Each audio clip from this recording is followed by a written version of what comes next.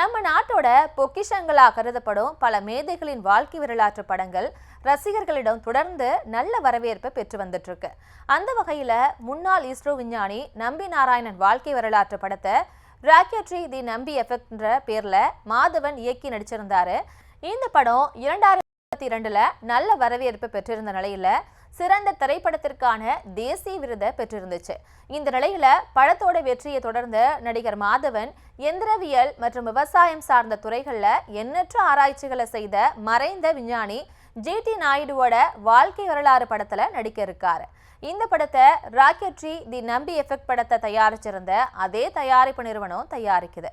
இந்த படத்தோட படப்பிடிப்பு பணிகள் மும்முரமா நடைபெற்று வரும் நிலையில தற்போது படத்தோட டைட்டிலை வெளியிட்டிருக்கு படக்குழு.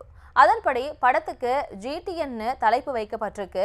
மேலும் இந்த படத்துல யோகி பாபு, ஜெயராம், பிரியாமணி ஆகியோர் முக்கிய கதாபாத்திரங்களை நடிக்க இருப்பதா படக்குழு தெரிவிச்சிருக்கு. டைட்டில் போஸ்டர் வெளியான நிலையில ரசிகர்கள் மத்தியில படம் மீதான எதிர்பார்ப்பு அதிகரிச்சிருக்கு.